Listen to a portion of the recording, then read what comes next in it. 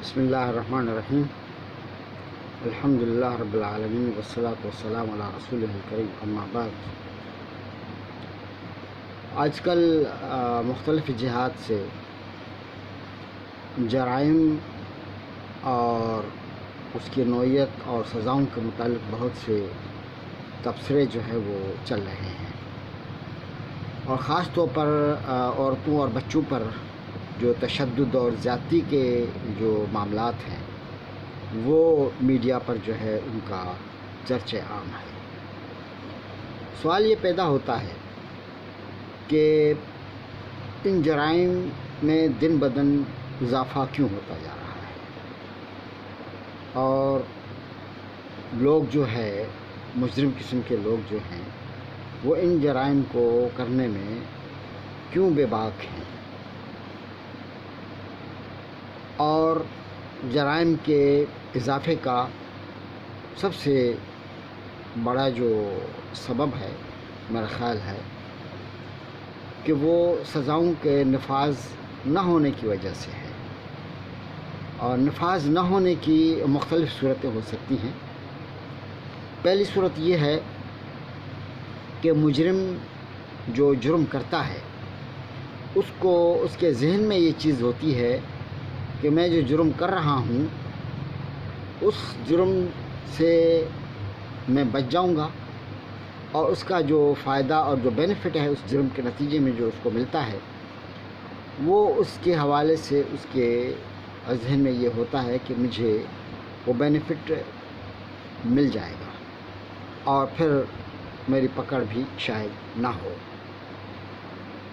دوسرا یہ ہے کہ اس کے ذہن میں یہ بھی ہوتا ہے مجرم کے کہ اگر میں جرم کر بھی لیتا ہوں تو اس کی سزا سے تو میں بچ جاؤں گا، یا اتنی خفیف سزا ہوگی کہ کوئی مسئلہ نہیں، اس کو میں برداشت کر لوں گا۔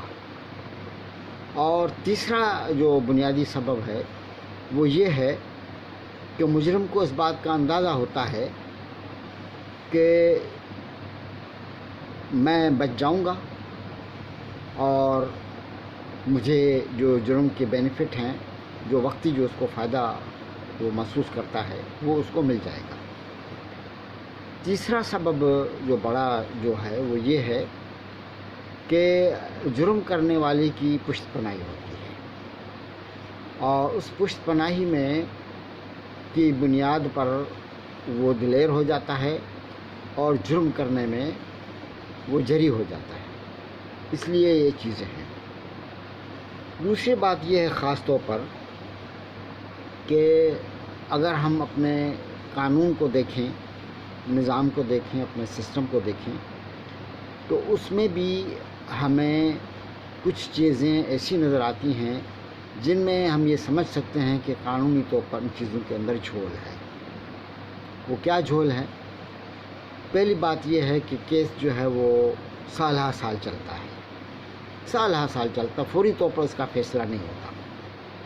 اور دوسری بات یہ ہے کہ عمومی طور پر یہ ہوتا ہے کہ سال ہر سال کیس چلتا رہتا ہے، اور پھر آگے چل کر جو ہے وہ شہادتوں اور دوسری دیگر چیزیں جو ہیں وہ پوری نہ ہونے کی بنیاد پر مجرم جو ہے وہ بچ جاتا ہے۔ تو اس صورت میں جو ہے وہ جرم جو ہے وہ کرنے کے زیادہ جو ہے وہ اسباب بن جاتے ہیں۔ تو ان چیزوں کو دیکھنے کے ساتھ ساتھ جو ہے ہم اگر دیکھیں کہ ان چیزوں کا تدارک کیا ہو سکتا ہے، کیا تدارک ہے جس کے لیے جو ہے کیا حل ہے جو ہم ان چیزوں سے بچ سکتے ہیں۔ سب سے پہلا حل یہ ہے کہ جب تک ہم اپنے قانون کو شریعت کے مطابق لاگو نہیں کریں گے، اور شریعت کے مطابق ہم قانون سازی نہیں کریں گے، اس وقت جو ہے ہمارے معاملات بڑھتے جائیں گے۔ ہمارے قانون میں اتنا بڑا جھول ہے، ملکی قانون میں، کہ اس جھول کی بنیاد پر جو ہے وہ مجرم بچ جاتا ہے، اور پھر جرائم میں اس کی ہمت افزائی ہو جاتی ہے، اور پھر جرم ہوتے رہتے ہیں۔ تو اسلام نے خاص طور پر جو جرائم کے معاملات میں قانون سازی کی ہے وہ انتہائی انسانیت کے مزاج، انسانیت کے ماحول، انسانیت کے طبع کے مطابق کی ہے، اور اس اعتبار سے بھی کی ہے کہ جتنا جرم ہوگا، جتنا بڑا جرم ہوگا، اس کی سزا بھی اتنی بڑی ہوگی، اور جتنی بڑی سزا ہے اتنی اس سزا کو، اس جرم کو ثابت کرنے کے لیے بڑے کنڈیشنز رکھی گئی ہیں، بڑی شرائط رکھی گئی ہیں۔ وہ اس لیے بڑی شرائط رکھی گئی ہیں، کڑی شرائط رکھی گئی ہیں کہ ہر شخص جو ہے، جو انوسنٹ پرسن ہے، معصوم شخص ہے، وہ اس قانون کے شکنجے میں نہ آئے، یعنی اس کو جو ہے خام خواہ بھی جو ہے وہ ایکسپلائٹ کر کے اس کو پھنسایا نہ جائے، مینیج کر کے اس کو پھنسایا نہ جائے۔ اس لیے جو اس کی کنڈیشنز بھی جو ہے سخت رکھی گئی ہیں تاکہ اس جرم کو جو ہے وہ چیز پہنچے۔ اسلام نے جو کلاسیفیکیشن کی ہے جرائم کی، وہ 3 قسم کے جرائم ہیں، ان میں 3 کیٹیگریز کے جرائم ہیں۔ ان میں جو ہے ایک ہے کرائمز لائبل ٹو حد پنشمنٹ، حدود والے کرائمز، اور دوسرے ہیں کرائمز لائبل ٹو قصاص پنشمنٹ، قصاص اینڈ دیت پنشمنٹ، دوسرے جو ہیں قصاص و دیت والے کرائم ہیں، اور تیسرے ہیں کرائمز لائبل ٹو تعزیر پنشمنٹ۔ وہ تیسرا ہے کہ وہ کرائم جو نہ حدود میں آتے ہوں، نہ قصاص میں آتے ہوں، بلکہ ان کے علاوہ جو کرائمز ہیں ان کی پنشمنٹ کے لیے جو ہے وہ تعزیری جو ہے وہ سزائیں رکھی گئی ہیں۔ تعزیری سزاؤں کی جو ہے ڈسکریشن جو ہے وہ اسٹیٹ کی ہوتی ہے۔ بڑی لیول پر اگر وہ کرائمز ہیں تو اسٹیٹ اس کی لیجسلیشن کرے، اس کی سزا متعین کرے، اور دوسرے نمبر پر اگر چھوٹی لیول کا ہے یا ریئر قسم کا کرائم ہے تو وہ پھر جج اور قاضی کے ڈسکریشن کے اوپر ہے کہ وہ اس کی سزا کو مقرر کر دے۔ تعزیری سزاؤں میں ایک اور اہم بات یہ ہے کہ وہ کرائمز جو حدود والے کرائمز ہیں یا قصاص والے کرائمز ہیں، وہ مقرر کردہ کنڈیشنز جو اس کے لیے جو شرائط رکھی گئی ہیں اس کے ثابت کرنے کے لیے مقرر کردہ کنڈیشنز سے ثابت نہ ہو، بلکہ اور ثبوتوں سے ثابت ہو، اور وہ ثبوت جو ہیں وہ سالڈ ہوں، پختہ ہوں، اس میں کسی قسم کے شک کی گنجائش نہ ہو، بلکہ بالکل واضح اور کلیئر ہوں۔ تو وہ حدود والے کرائم اگر بنیادی کنڈیشن سے ثابت نہیں ہو رہے ہیں لیکن بقیہ قرائن سے یا بقیہ ایویڈنس سے ثابت ہوتی ہوں تو پھر اس کی سزا جو ہے وہ حد والی نہیں ہوگی، البتہ اس کی سزا جو ہے وہ تعزیر والی ہوگی، یعنی مجرم لا محالہ بچ نہیں پائے گا، اور اس کو جو ہے اس کی سزا ضرور ملے گی۔ حد والی سزا نہیں ملے گی تو تعزیر والی سزا ملے گی۔ اس کی مثال اس طرح ہے کہ فارنیکیشن میں بنیادی طور پر اس کے ثبوت کے لیے ضروری ہے کہ 4 گواہ ہوں، تو وہ پھر فارنیکیشن ثابت ہوتی ہے۔ اگر 4 گواہ نہیں ہیں اور باقی پختہ ایویڈنس سے چیز ثابت ہوتی ہے، اگر 4 گواہ ہیں تو پھر تو حد والی سزا ہوگی۔ اگر 4 گواہ نہیں ہیں تو پھر اس صورت میں حد والی سزا نہیں ہوگی، اور اگر وہ پختہ طور پر وہ ثابت ہو جاتا ہے تو پھر تعزیراً سزا ہوگی۔ یہ تمام کے تمام فقہاء اس بات پر متفق ہیں کہ تعزیراً سزا ہوگی۔ تو تعزیراً سزا جو ہے ڈسکریشن اسٹیٹ کے اوپر ہے کہ اسٹیٹ مقرر کرے یا قاضی مقرر کرے۔ اب ہم جو کیٹیگریز ہیں پہلے ہم اس پر بات کریں گے، اس کے بعد پھر ہم آگے چل کر اس ٹاپک پر ہم بات کریں گے۔ پہلی بات یہ ہے کہ جو کرائمز لائبل ٹو حد پنشمنٹ ہیں، حدود والے کرائمز ہیں، وہ قرآن اور سنت سے ثابت ہیں، کرائمز بھی ثابت ہیں، اور اس کی سزائیں بھی جو ہے وہ قرآن و سنت میں مقرر اور متعین کی گئی ہیں۔ اور اگر وہ کرائم ثابت ہو جاتا ہے تو ان کی سزاؤں میں کسی قسم کی لچک نہیں ہوگی، بعین ہی وہی سزا ملے گی جو شریعت نے مقرر اور متعین کی ہے۔ وہ 7 قسم کے کرائمز ہیں، ان میں پہلا ہے فورنیکیشن۔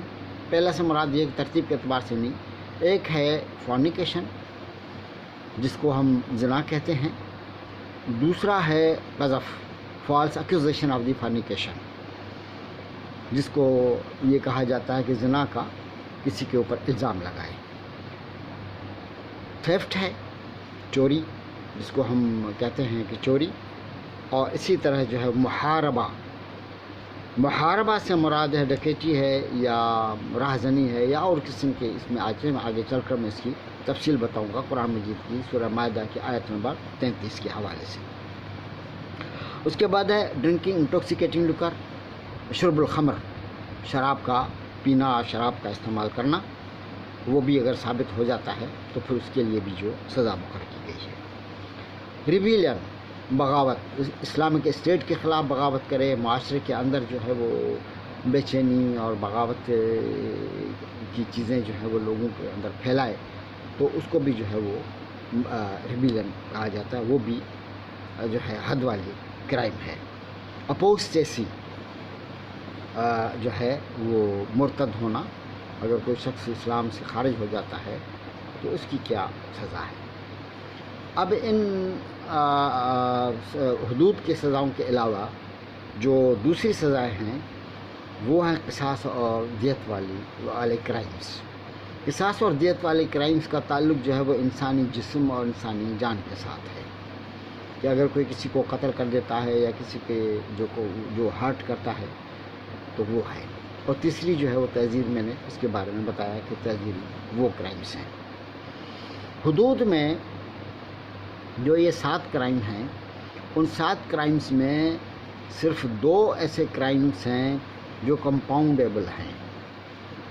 اس میں جو ہے جو کنڈیشن یہ رکھی گئی کمپاؤنڈیبل ہیں۔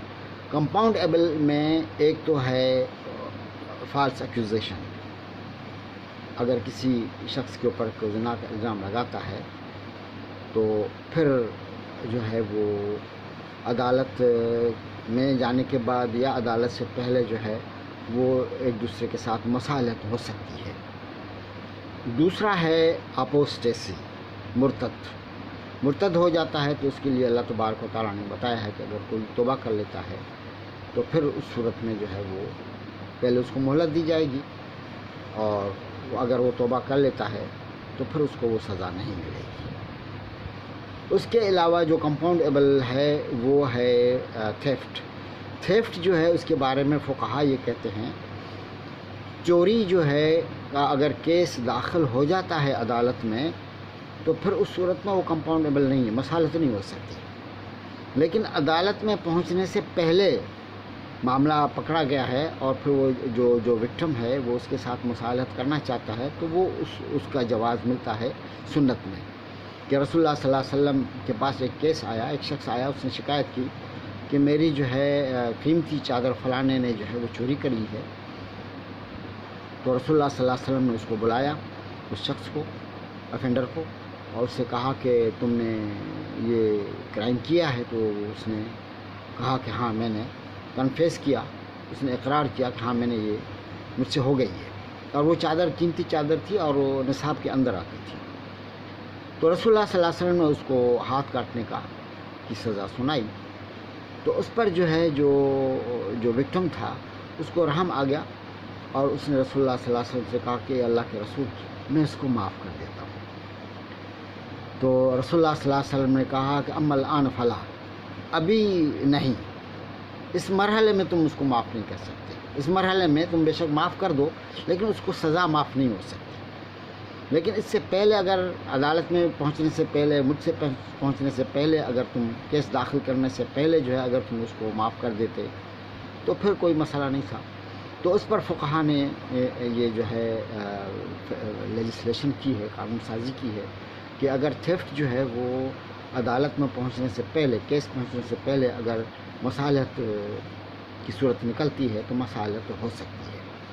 باقی جتنے بھی کرائمز ہیں ان میں مسالت نہیں ہوتی. ایون جو ہے فورنیکیشن کا معاملہ ہے، فورنیکیشن زنا کا معاملہ ہے، وہ ایک دوسرے کی مرضی سے کرتے ہیں، پھر اگر پکڑے جاتے ہیں تو پھر کہیں بھائی ہم مسالت کر لیتے ہیں، تو یہ مسالت نہیں ہوتی. اسی طرح جو ہے محاربہ والا معاملہ ہے تو اس میں بھی یہ چیزیں آتی ہیں. اب آتے ہیں اس کرائم کے اوپر جو کرائم آج کل جو ہمارا زیر بحث رہا ہے، وہ کرائم کس کیٹیگری میں آتا ہے، یعنی زیادتی، ریپ، وہ کس کیٹیگری میں آتا ہے. تو اس کے بارے میں فقہا کیا کہتے ہیں. وہ بنیادی طور پر فقہا جو ہیں وہ اس کو ریپ کو جو ہے وہ محاربہ میں شامل کرتے ہیں. اللہ تبارک و تعالیٰ نے فرمایا ہے، سورہ المائدہ کی آیت نمبر 33 ہے کہ انما جزاء الذین یحاربون اللہ ورسولہ ویسعون فی الارض فسادا ان یقتلوا او یصلبوا او تقطع ایدیہم وارجلہم من خلاف او ینفون من الارض ذالک لہم خزی فی الدنیا وفی الآخرۃ عذاب عظیم. اب ان الذین یحاربون اللہ ورسولہ ویسعون فی الارض فسادا، اس میں دو چیزیں ہیں کہ جو محاربہ کرتے ہیں اور زمین میں فساد پھیلاتے ہیں. بعض فقہا کہتے ہیں کہ یہ دونوں ایک ہی چیز ہے، بعض فقہا کہتے ہیں کہ یہ الگ الگ ہے. بہرحال محاربہ کے حوالے سے فقہا یہ کہتے ہیں کہ المحاربہ ہوا قطع الطریق. محاربہ کیا ہے؟ وہ ڈاکہ زنی ہے، ڈاکہ ڈالنا. وہ اخافت السبیل، اور راستے شاہراہوں پر خوف و ہراس پھیلانا، یہ بھی محاربہ میں آتا ہے. اور والافساد ویسعون فی الارض فسادا اسی میں شامل کرتے ہیں محاربہ میں. والافساد فی الارض، دہشت گردی، زمین پر جو ہے اسپائلنگ دا ارتھ. تو اس ضمن میں اسپائلنگ دی ارتھ میں جو ہے وہ ریپ کو بھی فقہا شامل کرتے ہیں کہ زیادتی کرتے ہیں عورتوں کے ساتھ، بچوں کے ساتھ، اور وہ اس کیٹیگری میں بھی آتا ہے اور قطع الطریق میں بھی آتا ہے، دونوں چیزوں میں. اور اخافت السبیل میں بھی آتا ہے ریپ. یہ سب چیزیں جو ہیں اس کے اندر آتی ہیں. تو چنانچہ ریپ جو ہے وہ اس کیٹیگری میں آتا ہے، محاربہ کی کیٹیگری میں آتا ہے. اسی لیے اس محاربہ والا کرائم اگر کوئی شخص ڈاکہ زنی کرتا ہے تو اس کے لیے جو ہے وہ دو گواہوں کو لانا ضروری ہے تاکہ وہ ثابت ہو جائے کہ اس نے ڈاکہ زنی کی ہے. اور اسی طرح ڈاکہ زنی کے ساتھ ساتھ وہ ریپ کرتا ہے تو فارنیکیشن کا جرم ثابت کرنے کے لیے تو 4 گواہ ہوتے ہیں، لیکن اگر وہ 4 گواہ نہیں ہیں اور 2 گواہ موجود ہیں جو یہ کہہ رہے ہیں کہ انہوں نے ڈاکہ زنی بھی کی ہے اور ریپ بھی کیا ہے، تو وہ جرم ثابت ہو جاتا ہے.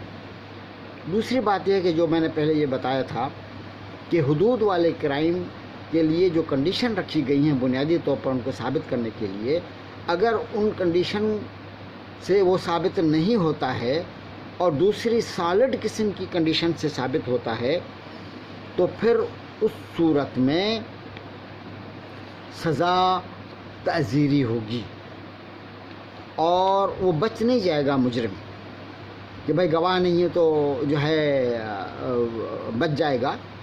تو جھول ہمارے ہاں یہ ہے. اب اس میں یہ ہے کہ آج کل کے دور کے فقہا، جدید دور کے فقہا اس بات پر اتفاق کرتے ہیں کہ اگر بنیادی کنڈیشنز کے علاوہ بنیادی کنڈیشنز نہیں ہیں، جو بنیادی کنڈیشنز کسی کرائم کو ثابت کرنے کے لیے، لیکن سیکنڈری ایویڈنس ہیں، لیکن وہ پختہ اور یقینی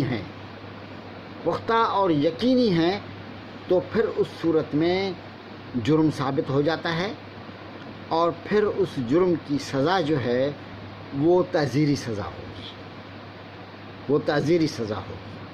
مثلا ڈی این اے، اس کا کوئی انکار نہیں کر سکتا. ڈی این اے جو ہے جو آج کل سائنٹیفک دور میں جو ہے وہ یہ چیز آئی ہے، اللہ نے اس چیز کو بھی رکھا ہے کہ انسان کے اندر ڈی این اے رکھا ہے، تو اس سے مجرم جو ہے وہ پکڑا جاتا ہے تو اس سے جو ہے وہ ڈی این اے پختہ اور سالڈ دلیل ہے، اور اس سے وہ ثابت ہو جاتا ہے، تو اللہ تبارک و تعالیٰ کے حکم کے مطابق اس کو جو ہے وہ مجرم ثابت ہو جاتا ہے۔ اب اس کی سزا جو ہے وہ ہوگی تعزیری سزا۔ تعزیری سزا جو ہے وہ ضروری نہیں ہے کہ ہلکی پھلکی ہو، جرم کی نوعیت کو دیکھ کر تعزیری سزا دی جا سکتی ہے۔ اس میں جو ہے وہ قتل بھی ہے، پھانسی بھی ہے، اور بھی چیزیں ہیں۔ مثلا یہ محاربہ کی جو اللہ تبارک و تعالیٰ نے جو سزا بتائی ہے، وہ یہ سزا بتائی ہے کہ ان یقتلوا او یصلبوا اور تقطع ایدیہم وارجلہم من خلاف اور ینفوا من الارض، یا ان کو قتل کرو، یا ان کو پھانسی میں لٹکاؤ، یا ان کے ہاتھ اور پاؤں جو ہے وہ مخالف سائڈ میں جو ہے وہ کاٹو، یا اگر وہ زیادہ طاقتور ہیں اور گرفت میں نہیں آتے ہیں تو ان کو ملک بدر کر دو۔ یہ 4 آپشن جو ہے وہ اسٹیٹ کو دیے گئے ہیں۔ وہ اسٹیٹ جو ہے وہ ان آپشنس کو، جرم کی نوعیت کو دیکھ کر جو ہے وہ اس کو جو ہے وہ اختیار کر لے۔ تو جب یہ فقہا نے یہ کہا ہے کہ ریپ جو ہے فساد فی الارض میں آتا ہے، تو پھر اس صورت میں ان 4 سزاؤں میں سے کوئی بھی سزا دی جا سکتی ہے، اور یہی اگر سزا جو ہے وہ اگر ہو جائے تو اس صورت میں پھر کسی شخص کو جو ہے وہ جرأت نہیں ہوگی کہ اس قسم کے جو ہے وہ حرکت کرے۔ دوسری بات یہ اللہ تبارک و تعالیٰ نے جو ہے قرآن مجید میں واضح انداز میں بتایا ہے سورہ النور میں، خاص طور پر فارنیکیشن کے جرم کے حوالے سے اس کی جو سزا اللہ تبارک و تعالیٰ نے بتائی ہے کہ الزانیۃ والزانی فاجلدوا کل واحد منہما 100 جلدہ ولا تأخذکم بہما رأفۃ فی دین اللہ ان کنتم تؤمنون باللہ والیوم الآخر ولیشہد عذابہما طائفۃ من المؤمنین۔ اس آیت میں 2 اہم اور بنیادی چیزیں اللہ نے بتائی ہیں، اور ان 2 اہم اور بنیادی چیزوں کو جب ہم اگنور کرتے ہیں تو جرائم لامحالہ بڑھ جاتے ہیں۔ پہلا جو اللہ تبارک و تعالیٰ نے بتایا ہے کہ وَلَا يَأْخُذُكُمْ بِهِمَا رَأْفَةٌ، سزا کے معاملے میں جب جرم ثابت ہو جاتا ہے، سزا کے معاملے میں نرمی نہیں برتنی ہے، سزا دینی ہے لامحالہ طور پر، چاہے کتنا بھی بڑا طاقتور ہو مجرم، چاہے کتنا بھی بڑا قوی ہو، سزا اس کو ملنی چاہیے، سزا اس کو دینی چاہیے۔ اس میں کسی قسم کی نرمی اور لچک جو ہے وہ سزا میں ہونی نہیں چاہیے۔ اگر آپ لچک کریں گے، لچک دیں گے، تو وہ پھر اس کا مجرم جو ہے اس کا فائدہ اٹھائے گا۔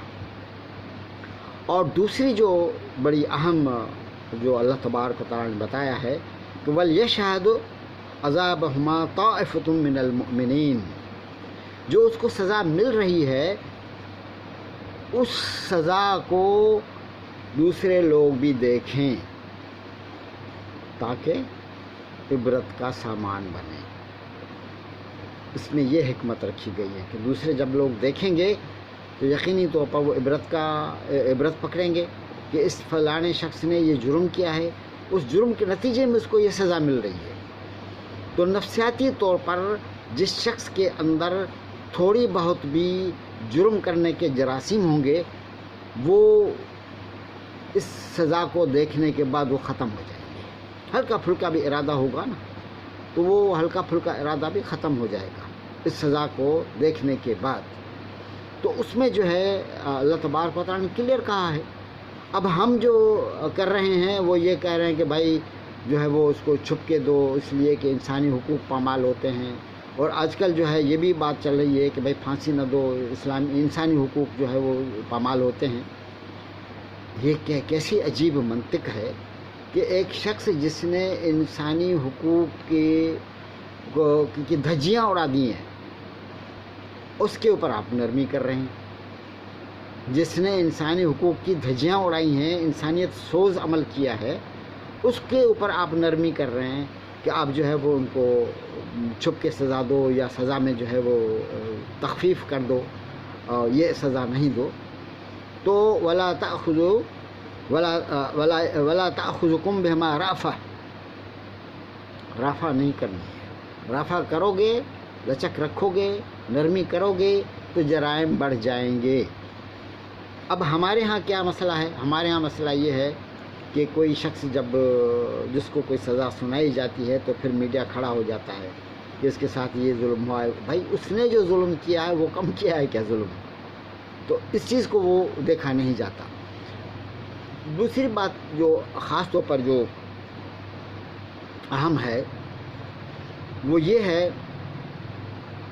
کہ ہمارے قانون میں مسئلہ یہ ہے کہ ضمانت ہو جاتی ہے مجرم کی، چاہے کتنا بھی بڑا جرم کرے اس کی ضمانت ہو جاتی ہے، پھر وہ باہر گھومتا پھرتا ہے. اور وہ اگر کرمنل ذہن کا، لازمی بات ہے کرمنل ذہن کا ہوگا تو اس عرصے میں بھی وہ کرائم کرتا رہے گا. جس طرح ابھی اس موجودہ واقعے میں ثابت ہوا ہے کہ وہ شخص جو ہے وہ ضمانت پر تھا باہر، تو اس ضمانت کے دوران ہی اس نے کرائمز کیے ہیں. تو ایسے جرائم کی ضمانت نہیں ہونی چاہیے. صرف سول میں جو معمولی قسم کے جو کرائم ہیں ان میں ہونی چاہیے. باقی جو کرمنل جتنے بھی کیسز ہیں ان میں ضمانت ہوگی تو آپ اس کا مطلب یہ ہے کہ آپ نرمی کر رہے ہیں، رافع کر رہے ہیں، اللہ کے حکم کی نافرمانی کر رہے ہیں. تو اس کے ساتھ جو ہے وہ نرمی بھی نہیں کرنی ہے، ضمانت بھی جو ہے وہ اس کی نہیں کرنی ہے، بلکہ اس کو سزا دینی ہے. سب سے بڑا جو ہمارے ہاں مسئلہ ہے وہ یہ ہے کہ مجرم کو فی الفور سزائیں نہیں دی جاتی. کیس لمبا چلتا رہتا ہے، پھر جب ثابت ہو جاتا تو پھر اس کو آپ سزا دو، چھپ کے دے دو. کسی کو پتہ ہی نہیں چلتا ہے کہ کسی مجرم کو سزا ملی ہے نہیں ملی. تو اس میں بھی یہ ہے کہ فوری طور پر جلدی مجرم کو اگر آپ سزا دیں گے تو اس جرم میں کمی پیش آئے گی. لوگ جو ہے وہ اس میں جرأت نہیں کر سکیں گے جرائم کے کرنے کے حوالے سے.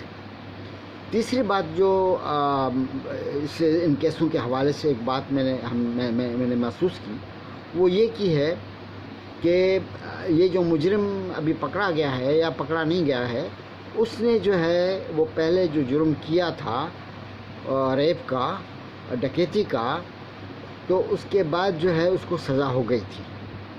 پھر جو ہے وہ مصالحت کے نتیجے میں وہ کیس سے بری ہو گیا. تو میں نے شروع میں یہ بتایا تھا کہ محاربہ یا سرقہ یا ایسی چیزیں جو ہیں وہ کمپاؤنڈیبل نہیں ہیں. اگر کمپاؤنڈیبل اگر آپ اس کو قرار دیں گے تو پھر ایک مجرم جو ہے جرم کرے گا، پھر جو ہے وہ چھوٹ جائے گا، پھر ان سے معافی طلب کرے گا اور یہ کرے گا.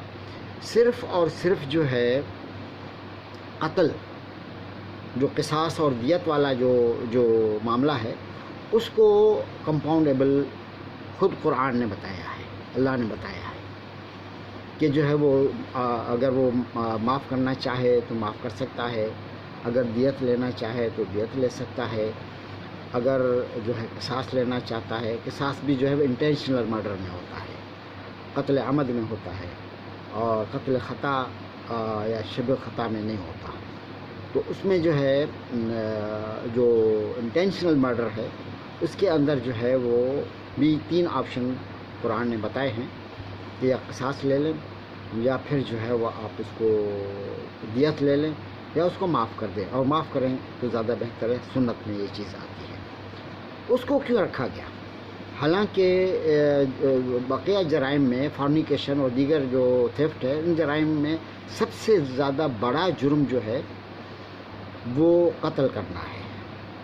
اور خود قرآن مجید میں جو ہے وہ بتایا گیا ہے کہ کأنہ قتل الناس جمیعا، اگر کسی ایک انسان کو کسی نے قتل کیا تو پوری انسانیت قتل کیا. اور پھر رسول اللہ صلی اللہ علیہ وسلم کی حدیث ہے، رسول اللہ صلی اللہ علیہ وسلم فرمایا کہ اکبر الکبائر بعد اشراک باللہ ہوا قتل النفس، کہ اللہ کے شرک کے بعد جو دوسرے نمبر پہ جو بڑا گناہ ہے وہ کسی انسان کو قتل کرنا ہے. وہ کمپاؤنڈیبل کیوں رکھا گیا؟ اس کے اندر لچک کیوں رکھی گئی؟ اس میں حکمت یہ ہے کہ عمومی طور پر انسان جو ہے اس کا قتل کرنے کا ارادہ نہیں ہوتا ہے، لیکن حالات ایسے ہو گئے ہیں، جھگڑا ہوا اور وہ ایموشنل ہو گیا، بلڈ پریشر جو ہے اس کا ہائی ہو گیا، تو اس نے جو ہے وہ ہتھیار اٹھایا، اس کو قتل کر دیا۔ عمومی طور پر ایسا ہوتا ہے۔ تو چونکہ دونوں طرح کے ہوتے ہیں، کوئی ارادتاً بھی قتل کرتا ہے، پلاننگ کر کے بھی قتل کرتا ہے، اور سب کچھ سوچ کے بھی قتل کرتا ہے، عادی مجرم بھی ہوتا ہے، اور کوئی جو ہے غیر ارادی طور پر ارادہ تو ہوتا ہے لیکن ارادہ بعد میں بن جاتا ہے، غیر ارادی طور پر ایموشنل ہو گیا، اس نے قتل کر دیا۔ تو چونکہ یہ دونوں چیزیں ہوتی ہیں، تو اس لیے جو ہے وہ معاشرے پر چھوڑ دیا گیا ہے، اللہ تبارک و تعالیٰ نے ان حالات پر چھوڑ دیا گیا ہے کہ کیس کی نوعیت کو دیکھ کر اس کے جو ہیئرس ہیں، جو ورثاء ہیں، وہ فیصلہ کریں کہ اب اس کی سزا کیا ہونی چاہیے۔ تو اس میں یہ حکمت رکھی گئی ہے۔ باقی جو حدود کی جو کرائم ہیں، ان حدود کے کرائم میں ایموشنل نہیں ہوتا، بلکہ اس کے اندر پلاننگ ہوتی ہے۔ چوری کرتا ہے تو پہلے پلاننگ کرتا ہے، فارنیکیشن کا عمل کرتا ہے تو اس کے اندر بھی پلاننگ ہوتی ہے۔ باقی جتنے بھی عمل ہیں جو حدود کے کرائمز میں نے بتائے 7 قسم کے، ان میں جو ہے وہ انسان سوچتا ہے، پلان کرتا ہے، پروگرام بناتا ہے، اس کے بعد وہ عمل کرتا ہے۔ لیکن قتل کے معاملے میں اکثر طور پر ایسا ہوتا ہے کہ قتل کا ارادہ نہیں ہوتا ہے، لیکن وہ ایموشنل ہو گیا اور اس نے قتل کر دیا۔ تو پھر اس میں اللہ تبارک و تعالیٰ نے اس وجہ سے جو ہے وہ انسان کے نفسیات کو سامنے رکھ کر اللہ تبارک و تعالیٰ نے یہ قانون سازی کی ہے۔ تو یہ ہیں شریعت کے احکام جرائم کے حوالے سے۔ اگر ہم نے شریعت کے احکام کو ہم نے نافذ کیا تو یقینی طور پر جو ہے وہ ہم ان جرائم سے چھٹکارا حاصل کر سکتے ہیں، معاشرے کو اس چیزوں سے بچا سکتے ہیں۔ خلاصہ کلام یہ ہے کہ مجرم کو ڈھیل دی جاتی ہے، مجرم کو اس کے جرم کی فوری طور پر سزا نہیں دی جاتی ہے، اور مجرم کو اس کے کرائم سے بچنے، اس کی سزا سے بچنے کے زیادہ اس کو زیادہ اس کو امیدیں ہوتی ہیں، تو اس صورت میں وہ جرم کرتا ہے۔ تو اگر ہم صحیح طور پر قرآن کے احکام کو دیکھ کر ہم اپنے معاملات و نظام اور قانون سازی کریں تو یقینی طور پر جو ہے انشاءاللہ ہم کامیاب ہوں گے۔ پھر دوسری بات یہ ہے کہ ہمارے قانون میں یہ چیز نہیں ہے اس وقت، تو آپ قانون سازی کریں، اور آپ کا لیجسلیٹو باڈی ہے تو اس کے ذریعے آپ قانون سازی کریں۔ آپ کو کون روکتا ہے؟ آپ قانون سازی کریں، کیونکہ بنیادی مقصد اسلام کا جو سزائیں، جو سخت سے سخت سزائیں رکھی گئی ہیں، ان کا مقصد ہی یہی ہے کہ کرائم کم سے کم ہوں، اس وجہ سے سخت رکھی ہیں، اور اس کی حکمت ہی یہی ہے۔ اور پھر امپلیمنٹیشن کو یقینی بنائیں، تو پھر اس صورت میں دیکھیں کرائم کم ہوتے ہیں کہ نہیں ہوتے۔ تو انشاءاللہ جو ہے وہ ان چیزوں میں میرا مشورہ ہے، اور کہ اللہ تبارک و تعالیٰ ہمیں توفیق دے، کہ میرا مشورہ ہے کہ قانون سازی کی جائے، اور ایسے خاص طور پر ایسے جرائم کی قانون سازی کی جائے جن میں جو ہے وہ جرم جو ہے وہ انتہائی دردناک ہوتا ہے، سخت ہوتا ہے، تو اس کی سزا بھی دردناک اور سخت بنائی جائے۔ اللہ تبارک و تعالیٰ ہمیں دین کو سمجھنے، اس کے اوپر عمل کرنے کی توفیق عطا فرمائے۔ وآخر دعوانا ان الحمدللہ رب العالمین۔